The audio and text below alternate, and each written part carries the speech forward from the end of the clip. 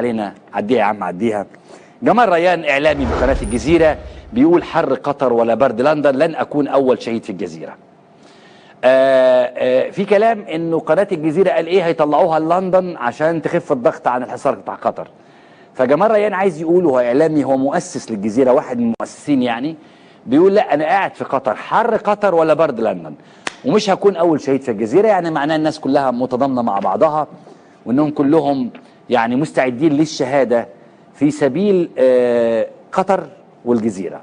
تحياتنا لهذا الاستاذ اللي كلنا بنتعلم منه، وتحياتنا للشعب القطري. احمد خد بقى، شوف بقى من جمال ريان لمين. بص ده بقى. ما تعالى اقول لك حاجه يا محمود عشان اريحك، بس مصر ما بتصدرش حاجه خالص. انت ارجع كده الاحصائيات على جوجل، شوف مصر بتصدر ايه. بس مصر بتصدر اعلاميين زباله وخطاب اعلامي ازبل. انت شوف احمد موسى انتشر، يعني فيروس احمد موسى انتشر في السعوديه والامارات. لا مش بس بنصدر اعلاميين زباله وخطاب اعلامي سافل، لا ده احنا كمان، فاكر انت الخبير الاستراتيجي بتاع،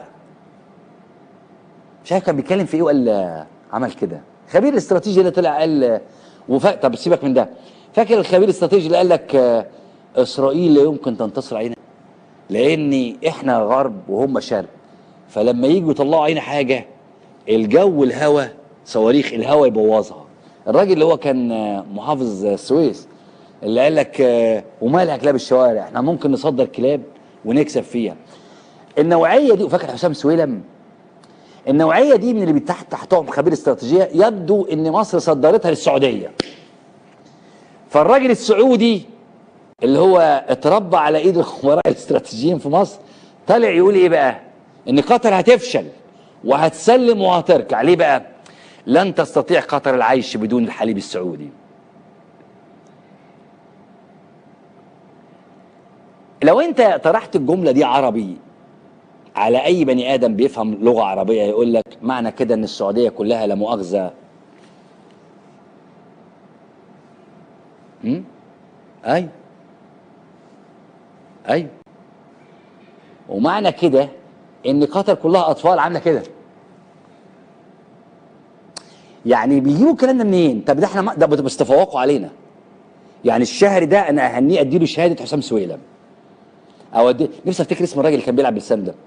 يعني لما تقول لي لن تستطيع قطر العيش بدون حليب سعودي، الله، ده معنى كده ان الحليب السعودي ده تمشي انت في الرياض تلاقي حاجات بقى حواليك مليطه ومزروطه، ومعنى كده ان قطر كلها اطفال قاعدين مستنيين الحليب. الحقيقه مصر تاثيرها كبير جدا. طبعا مش عايز ازود لان لو زودت هزعل الناس، لكن على كل حال ادي نموذج للخبراء الاستراتيجيين بيتكلموا في الاسداء. خلينا ناخد الاخير او قبل الاخير، الراجل المحترم اسماعيل هنيه بيقول الشعب الفلسطيني سيسقط صفقه القرن. والله وانا يعني معتمد على الله وعلى الشعب الفلسطيني وعلى الشعب القطري والشعوب الخليجيه المحترمه. عايز اعلق بس على احمد الشهري، كلامي ما ينطبقش على الشعب السعودي اطلاقا. انا اعرف ناس سعوديين جزمتهم برقبه مصريين من امثال احمد موسى ولميس كتير، لكن الحقيقه انا بتكلم على احمد الشهري، التخيل والسذاجه والسفاله والعبط. خلينا ناخد دلوقتي بين السطور.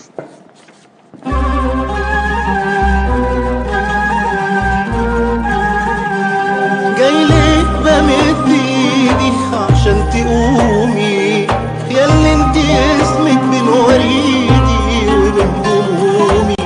بحلم افتح الاقي ليلك راح وعدى، والزرع اللي ظهر في مصر بكره كان اصله طالع في مصر النهارده. اهلا بكم، وناخد دلوقتي فقره بين السطور. اول مقال في بين السطور للكاتب التركي اسماعيل باشا، اسمع منه. انا اسف، اسماعيل ياشا، اسمع منه. كان في حوار دار في العيد بيني وبين مجموعه مثقفين الحقيقه واعلاميين، وكنا بنتكلم على السديسي والعريفي وموقفهم السافل من الحصار القطري. بعض الناس دافعت عنهم وقالت اصل ده تحت الضغط وبتاع. لكن بعض الناس الاخرى ردت قالت لهم طب هو تحت الضغط تكتب تويته، تحت الضغط تكتب بوست، لكن هل تحت الضغط تطلع في الحرم وتقول ان الذين يبايعونك في صلاه المغرب انما يبايعون الله؟ هل تحت الضغط انك انت تصلي بمسلمين ما اعرفش كانوا 3 مليون تقريبا في العشر اواخر، تصلي بيهم وتقول يا حنان يا منان وفق محمد بن سلمان؟ ما ذنب واحد باكستاني ولا واحد بلغاري ولا واحد بولندي ولا واحد ليبي؟ مش علاقه بمحمد بن سلمان ولا علاقه بالسعوديه، هو جاي حج او سوري جاي يعمل عمره. فتناقشنا في كتير في ده، وانا كان رايي بصراحه ان رجال الدين حملوا تبعه صعبه جدا. انا ممكن كفنان او ككاتب او كاي بني ادم ممكن اتنازل عن رايي تحت الضغط، لكن انا رايي ان اللي بيحمل رساله دينيه لابد انه يدفع ثمنها. ما هو المساله بقى مش انك انت تتمرمغ في حب الناس وتاخد لايكات على الفيس وعلى تويتر وتاخد فلوس قد كده، وبعدين لما تيجي تتحط في امتحان حقيقي مع الدين او العقيده تتراجع وتقول معلش عشان ولادي. لا، انت تحملت رساله الحق فلازم تدفع ثمنها. انت يا اخي وريث انبياء، يعني العلماء ورثة الانبياء، فوريث النبي لازم يكون زي الانبياء. الانبياء كلهم اتبهدلوا، او يعني الغالبيه منهم اتبهدلوا، ما حدش فيهم قال معلش زي بعضه عشان قريش بس نعدي الموضوع، او عشان الرومان نعدي الموضوع، او عشان مش عارف فرعون نعدي الموضوع. لا، الانبياء اغلبهم دفع الثمن. سيدنا موسى اتطرد من مصر، سيدنا يوسف اتسجن، سيدنا محمد اتبهدل في الطائف. فما تجيش انت تحمل رسالات الانبياء دي وبعدين لما يجي الضغط عليك تقول معلش اصل انا هعديها. انا ده كان رايي بصراحه، لكن ناس كتير او ناس اختلفت معايا، ناس بتحب العريفي، ناس بتؤمن بالسديسي ما تؤمنش بالله. اسماعيل ياشا الكاتب التركي بيقول حاجه مهمه جدا في المقال ده، بيقول هل علينا ان نعذرهم؟ بيقول تسببت الازمه الخليجيه في اصابه الكثير من المثقفين والكتاب والعلماء والدعاء بصدمه كبيره أدت إلى ارتباك مواقفهم في ظل الحملة الإعلامية الشرسة التي تستهدف قطر وكل من يقف إلى جانبها. وفي البداية والنهاية لابن كثير أن أعرابيا يقال له جابر بن عامر سلم على الإمام أحمد بن حنبل وقال له يا هذا إنك وافد الناس فلا تكن شؤما عليهم، وإنك رأس الناس اليوم فإياك أن تجيبهم إلى ما يدعونك إليه فيجيبوا فتحمل أوزارهم يوم القيامة، وإن كنت تحب الله فأصبر على ما أنت فيه فإنه ما بينك وبين الجنة إلا أن تقتل، وإنك إن لم تقتل تمت، وإن عشت عشت حميدا. قال أحمد أو الإمام أحمد بن حنبل وكان كلامه مما قوى عزمي على ما أنا فيه من الامتناع من ذلك الذي يدعونني إليه. الأستاذ إسماعيل ياشا بيذكر نقلا عن ابن كثير قصة الإمام أحمد في قضية خلق القرآن اللي كانت في فترة، والإمام أحمد كان له رأي مخالف لرأي الحكام أو السلاطين أو السلطان وقتها، فكانت النتيجة إنه يعني هو زي بيقول ابن كثير يعني كان متردد شوية، أو يعني كان عنده عزم قليل، لكن لما قابل الأعرابي ده اللي هو جابر ابن عامر ده قال له يا أخي انت وافد الناس فلا تكن شؤما عليهم، وانت رأس الناس اليوم، انت رأس الناس النهاردة، فإياك أن تجيبهم إلى ما يدعونك إليه فيجيبوا فتحمل أوزارهم يوم القيامة. إن كنت تحب الله فاصبر على ما أنت فيه فإنه ما بينك وبين الجنة إلا أن تقتل. هيعملوا لك إيه؟ هيقتلوك دخلت الجنة. وإنك إن لم تقتل، لو عشت بقى عملت زي السديسي والعريفي كده ولميت الدور، هتموت يوما ما كلنا هنموت، يعني انت هتخلد هتموت. طيب وإن عشت عش حميدا. قال الإمام أحمد بن حنبل وكان كلامه مما قوى عزمي على ما أنا فيه من الامتناع من ذلك الذي يدعونني إليه. أنا رأيي مع الأستاذ إسماعيل ياشا إن علماء الدين اللي بيحملوا رسالة الرسول صلى الله عليه وسلم بعده هم ورثة الرسول، وبالتالي عليهم أن يتحملوا جزء من اللي تحمله الرسول صلى الله عليه وسلم. في النهاية يحصل لك إيه؟ زي بيقول جابر بن عامر الأعرابي هتحصل إيه؟ هتموت دخلت الجنة. طيب كده كده أنت ميت، هتعيش عيش كويس، لكن ما تسمعش كلام السلاطين وتعمل بيه فالناس اللي وراك يعملوا بيه فخدت ذنبهم يوم القيامة. تحية للكاتب إسماعيل ياشا، ومحدش يقول لي أصل أنا بحب العريفي، أصل أنا بحب السديسي، أصل أنا بحب مش عارف التاني مين، أصل معلش ضغط عليهم. إلا رسالة الدين. أفهم إني مثقف يتقاعس ويتلم في حضن السلطه. لان المثقف في النهايه كلام، على راي الدكتور مصطفى محمود قالها في احد الندوات لما بيقول، هو كان صاحب محمد عبد الوهاب المطرب قوي، فقال له ايه يا عبد، هنقابل ربنا بايه؟ شويه كلام. قال له بس انت عملت كويس للناس، يعني كتبت كتب وافدت الناس وانا لحنت الحان والناس انبسطت، ده هنجازى عليه. فرد الدكتور مصطفى محمود، الرد فيديو يعني موجود، قال له ايوه هنقابل ربنا بايه يعني؟ شويه كلام كتبناهم وانت مش الحان. كان بيتكلم في معرض حديثه عن انشاؤه لفكره مستشفى محمود اللي في المهندسين. فالمثقف ممكن فعلا ما عندوش قدوه، لكن العالم الدين قدوته الرسول صلى الله عليه وسلم، يدفع الثمن. مش تقول لي اصله معلش. ما علينا، ناخد اللي بعده. اسحب تفويضك للاستاذ وائل قنديل للعربي الجديد. اسحب تفويضك. ثم كلمنا عن الثوره، بيقول يتطلب الانعتاق من هذا الكابوس الدامي اراده شجاعه في الاعتذار عن نزوه ثوريه ترتب عليها جريان الدماء انهارا وسفك كرامه وطن كبير تحول حكامه الى توابع يدورون في فلك مراهقين اقليميين، بيتكلم على محمد بن سلمان ومحمد بن زايد، وقراصنه دوليين، بيتكلم على ترامب. وذلك كل ما كان ليحدث بهذه الفجاجه لولا ان نخبا ثوريه لم تشارك في اقتياد الجماهير المغلوبه على امرها الى خطيئه تفويض الجنرال بهدر الدم واراقه كرامه وطن. اسحب تفويضك واعتذر عن دورك في دفع الناس الى منح تفويض بالقتل والخراب، وبعدها يمكن ان تحاضر فينا عن كيف تكون الثوره. اؤيد الاستاذ وائل قنديل واسحب كلامه من التفويض 26 يوليو الى 30/6. اسحب دورك في 30/6، اعتذر عنه رسمي، قر واعترف انك في الخلف عشان اعرف احترمك، انما كده ما علينا. الاستاذ سليمان الحكيم بيقول لا تلوموا ابسوس لوموا انفسكم، بس دي صورة مش الاستاذ سليمان الحكيم، دي سليمان جودة. ما علينا. بيقول ليس امام القنوات الفضائية التي تكتشف انفضاض المشاهدين عنها الا ان تفتش عن السبب، والا ان تعالجه بما يغري المشاهد بالتوقف عند شاشتها، بدلا من ان تلوم شركة قياس نسب المشاهدة. نسب من المشاهدة لا بؤس بها للقنوات التي تبث من خارج البلد وتركز على السلبيات وحدها وتتبنى نبرة عالية ولاذعة في نقد الأوضاع العامة.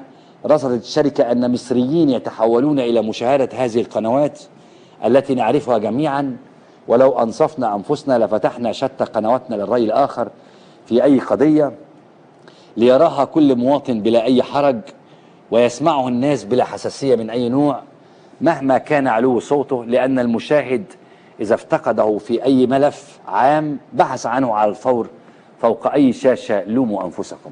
طبعا الأول لازم أعتذر للأستاذ سليمان جودة لأن دي مش صورته، دي صورة الأستاذ، أنزل الأستاذ سليمان حكيم لأن دي صورة الأستاذ سليمان جودة، مش هو سليمان حكيم. لكن الأستاذ سليمان الحكيم وهو كاتب كبير وتاريخ طويل الحقيقة، يعني بيتكلم على إنه إبسوس لما طلعتنا وطلعت إن القنوات بتاعتنا بتتشاف أكتر من قنواتهم، فهو بيقول ما تلوموش إبسوس اللي هي الشركة بتاعت قياس الرأي، لكن لوموا أنفسكم، لأن إحنا قنوات بتاعت اللي بتبص من الخارج بتقول الحقيقة بنبرة عالية ولاذعة، إحنا بنقول الحقيقة بنبرة عالية ولاذعة، لكن قنواتكم كلها لازم تتصلح، لازم تستضيفوا الرأي الآخر عشان القنوات الناس تشوفكم. أنا بلوم على الأستاذ سليمان جودة، لا زال الأستاذ سليمان جودة مع احترامي وتقديري ليه بيقدم النصح للنظام. هو مثقف كفاية وهيعذرني، ياما اختلفنا مع بعض، مش أنا وهو يعني، المثقفين يعني ياما بنختلف في قضايا، أنا مختلف معاه، ولا زال الأستاذ سليمان جودة بيقدم النصح للنظام. الأستاذ سليمان جودة خبرة من أيام الناصرية ويعلم أن الأنظمة العسكرية لا تقبل بالرأي الآخر خالص، وأن الإعلام العسكري هو مونوتون، رأي موجه وان واي. وبالتالي أنا بسأله سؤال، أستاذ سليمان ما جدوى نصيحتك ليهم؟ عايز تنصحهم تقول لهم يعني ظبطوا، هم مش فاهمين الظبطة؟ لا فاهمينها لكن مش عايزين يعملوها ومش يعملوها. مش هتسمع رأي آخر على القنوات بتاعت السيسي، هتسمع رأينا احنا هنا.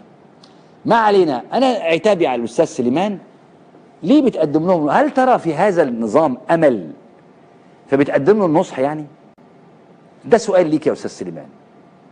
أنا أنصح واحد هيقع، أنا باقي عليه وهو يا عيني شاطر بس هيقع، لكن نظام توغل في بيع الارض والعرض وجاي على الناس بالطريقه دي وبياكل دم الناس وهو يشتري طيارات وحاجات كده، تيجي تقول له في الاخر معلش لا اسمع كلامي، مش هيسمع كلامك.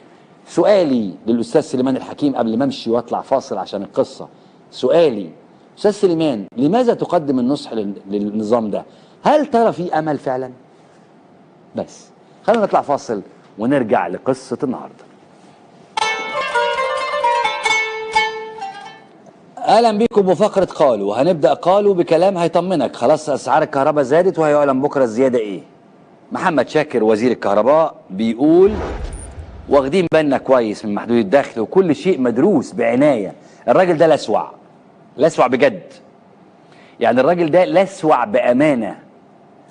احد الاصدقاء قال لي انه راجل عالم في الكهرباء بجد، بس هو يظهر اتكهرب، يظهر الفولت علي على دماغه فاتكهرب فعلا. واخدين بالكم ازاي؟ ده لسه حد باعت لي دلوقتي على حكايه الهدايا دي اللي هتجمرك دي، بيقول لي ده بقوا ياخدوا، ده اللي باقي ياخدوا اعضاء ضرايب على اعضاء البني ادم. عندك كلى كويس ادفع، عندك كلب كويس ادفع، عندك كده يعني. فبيقول لك واخدين بالنا كويس من محدود الدخل. انت بقى تصدقوا تصدقوش انت حر، واضح يعني. علي عابد رئيس الكتله الهيئه البرلمانيه الحزب بتاع ده المصريين الاحرار بيقول علي عبد العال عبر بسفينه البرلمان الى بر الامان، راح الغريق. علاء عابد ده اللي طير نجيب ساويرس، ده كان ضابط شرطه وكان متهم في قضايا تعذيب.